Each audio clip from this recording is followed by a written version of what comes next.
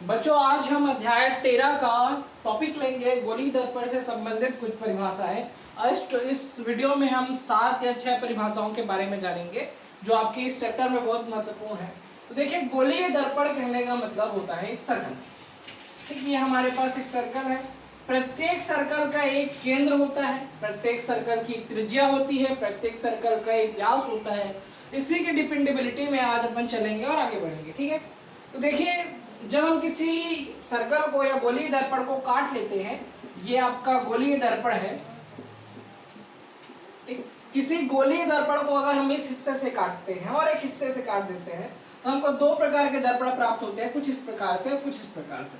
अगर इसके पिछले हिस्से को पेंट कर दिया जाता है तो हम पाएंगे कि एक दर्पण का जो मध्य पृष्ठ है वो उभरा हुआ है और एक दर्पण का जो मध्य पृष्ठ है वो धंसा हुआ है। तो इन चीजों से हम इस चीज का पता लगा सकते हैं या दर्पण में विभिन्नताएं प्रदर्शित कर सकते हैं। जैसे जिसका पृष्ठ उभरा हुआ है वो उत्तल दर्पण कहलाता है और जिसका पृष्ठ धंसा हुआ है वो कहलाता है आपका अवतल दर्पण। ये दो दर्पण है और दोनों दर्पण से संबंधित परिभाषाओं के बारे में हमको आगे पढ़ना है। तो चलिए आते हैं सबसे पहली परिभाषाओं के बारे में कि पहली परिभाषा कौन सी है। तो देखिए, सबसे पहला परिभाषा है हमारा ध्रुव, जिसको हम P से प्रदर्शित करते हैं कि दर्पण का ध्रुव होता क्या है।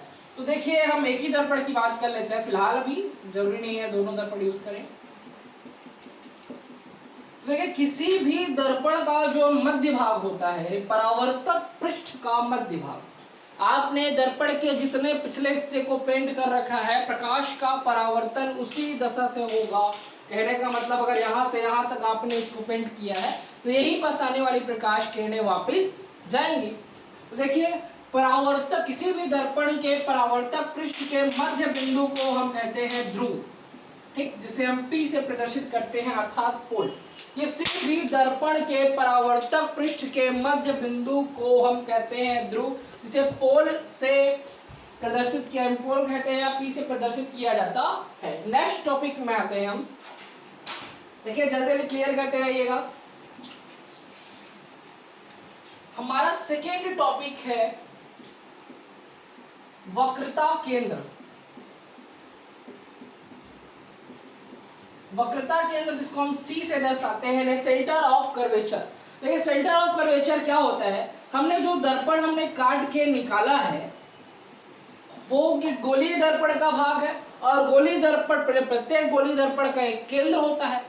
तो समझिएगा कि किसी भी दर्पण को जिस गोलीय दर्पण से काट कर निकाला गया है उसका केंद्र ही वक्रता केंद्र कहलाता है।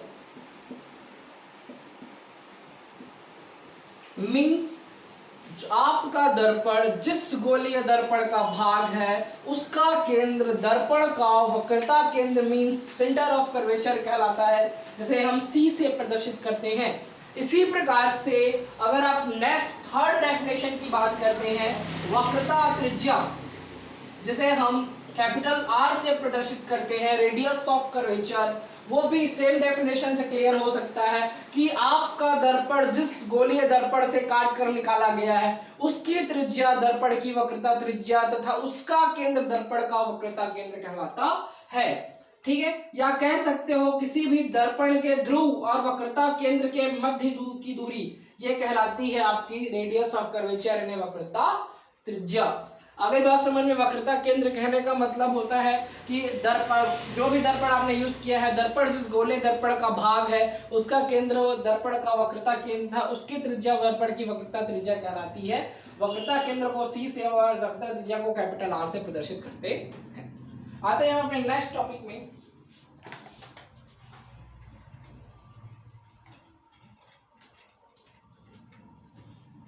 हमारा नेक्स्ट टॉपिक है मुख्य अक्ष। मुख्य अक्ष यानी कि प्रिंसिपल एक्सिस। मुख्य अक्ष क्या हो, हम PC से प्रदर्शित करते हैं। ठीक है, हमारा फोर्थ डेफिनेशन है मुख्य अक्ष। तो समझिएगा कि इसका सिंपल सा डेफिनेशन है, किसी भी दर्पण के ध्रुव और वक्रता केंद्र को मिलाने वाली रेखा, ये काल्पनिक होती है ना, वास्तविक नहीं होती है, कल्पना की जा सकती है। ठीक। किसी भी दर्पण के ध्रुव तथा वक्रता केंद्र को मिलाने वाली काल्पनिक रेखा जो अनंत तक जाती है वो आपका दर्पण का मुख्य अक्ष कहलाती है, जिसमें वस्तु को रखा हुआ मानते हैं। आ गई बात समझ में? किसी भी दर्पण के ध्रुव तथा वक्रता केंद्र को मिलाने वाली काल्पनिक रेखा जो अनंत तक जाती है किसी भी दर्पण का मुख्य अक्ष यानी कि पीसी कहलाती है। क्लियर? नेक्स्ट टॉपिक में आते हैं।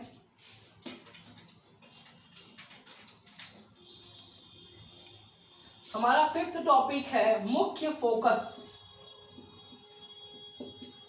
देखिए जनरली फोकस का मतलब होता है जहां वस्तु सबसे ज्यादा अधिक चमकीली दिखाई देती है। तो उसी प्रकार से हम क्या करेंगे, जैसे हमारा मुख्य अक्ष है तो मुख्य अक्ष के समांतर आने वाली प्रकाश किरणें, हम मुख्य फोकस का डेफिनेशन क्लियर कर रहे हैं कि मुख्य अक्ष के समांतर आने वाली प्रकाश किरणें परावर्तन के पश्चात मुख्य अक्ष के जिस बिंदु से होकर जाती हैं उसे दर्पण का मुख्य फोकस मींस कैपिटल एफ कहा जाता है।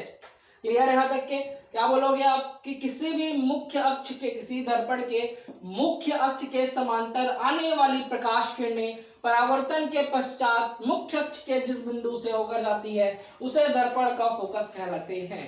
कोई दिक्कत? ठीक है।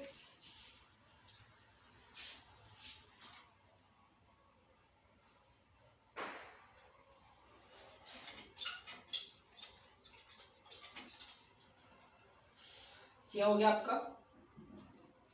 नेक्स्ट है सिक्स्थ डेफिनेशन, ये है द्वारक, मतलब आप दरवाजा ही समझ लीजिए।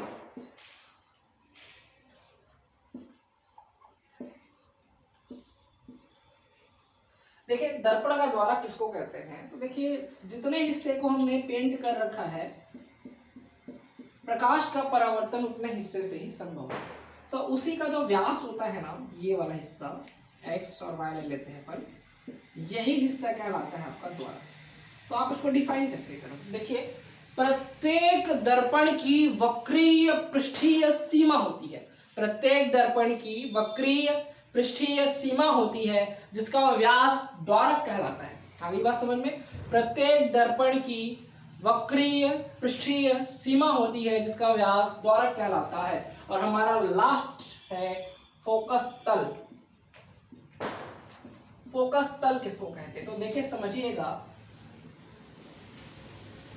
ये हमारा फोकस है। तो फोकस तल का डेफिनेशन कैसे होगा कि मुख्य अक्ष के लंबवत, मुख्य अक्ष के लंबवत और फोकस से होकर जाने वाला तल, ठीक है, मुख्य अक्ष के लंबवत और फोकस से होकर जाने वाला तल आपका फोकस तल कहलाता है।